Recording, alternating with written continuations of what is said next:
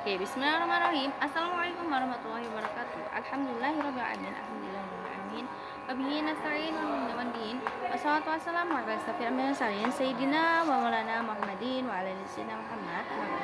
Assalamualaikum tabi'in and wida as our parent in whom we and house. And how about to all of my teachers and to all of managers of Lalu Bahinda and respectable to my parents and all my friends.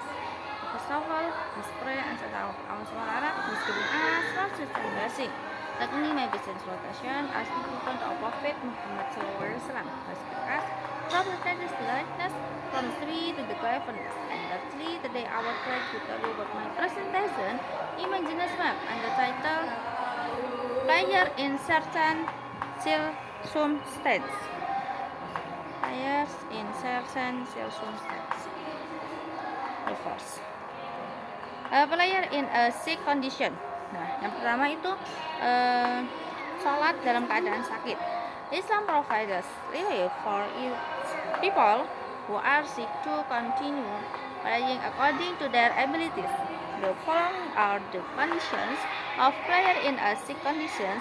If you are not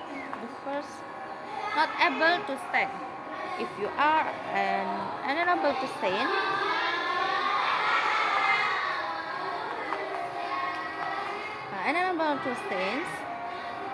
you may pray while sitting and so on. And purifications. If it is difficult to wash with water, tayammum may be used.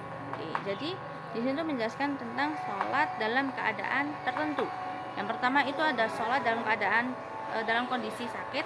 Yang pertama itu Islam memberikan pada umatnya bahwa yang sedang sakit itu untuk tetap sholat sesuai kemampuan mereka. Nah, beberapa ketentuan sholatnya pada saat kondisi sakit. Yang pertama itu tidak mampu untuk berdiri.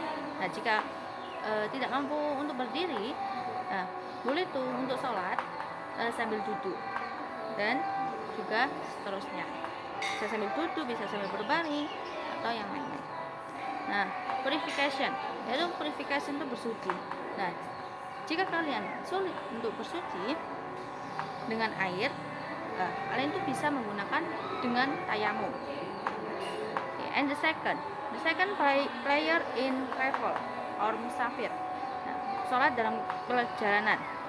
Nah, sholat dalam perjalanan itu the traveler is given a concession to perform prayers by combining them or shorting them. Nah, jadi musafir itu diberikan keringanan untuk melaksanakan sholat dengan dijamak atau juga bisa dikosor.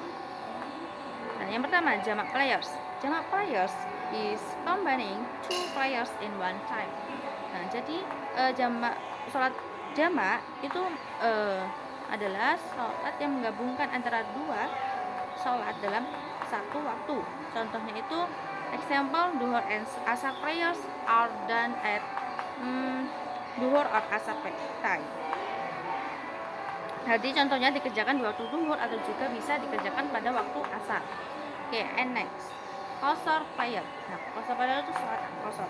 Qasar prayer is shortening a prayer from 4 rakaat or 2 rakaat such as the duhur, asar, and isya prayer. Nah, jadi sholat qasar itu adalah meringkas dengan meringkasnya sholat yang dari 4 rakaat itu menjadi 2 rakaat. Nah, seperti sholat duhur, asar, dan juga isya. Nah, and the third, prayer in a vehicle. Nah, prayer in a vehicle yaitu sholat dalam kendaraan. Sholat di dalam kendaraan, yaitu prayers can be performed in a vehicle such as a car, train, or airplane if it is not possible to stop and pray elsewhere. Yaitu sholat itu dapat dilaksanakan di dalam kendaraan seperti mobil, kereta, atau juga pesawat terbang. Jadi jika kalian tidak memungkinkan untuk sholat, tidak memungkinkan untuk berhenti dan sholat di tempat dan boleh sholat di tempat lainnya. Oke, and the first facing the kiblat. Nah, menghadap kiblat yaitu if possible try to face the kiblat during takbiratul ihram. Jika memungkinkan, usahakan kalian itu menghadap kiblat saat sholat. Terus movement yaitu gerakan. The prayer movements can be adapted to the conditions of the vehicle. Itu gerakan sholat itu bisa dapat kalian sesuaikan dengan kondisi kendaraannya. Oke, yang terakhir, and the last, pray in an emergency or worry, yaitu sholat dalam keadaan darurat atau khawatir.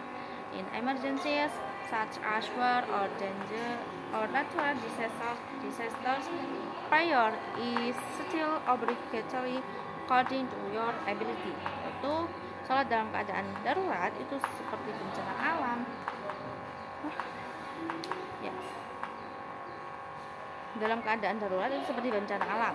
Nah, sholat itu adalah sholat itu tetap wajib dilakukan sesuai dengan kemampuan masing-masing.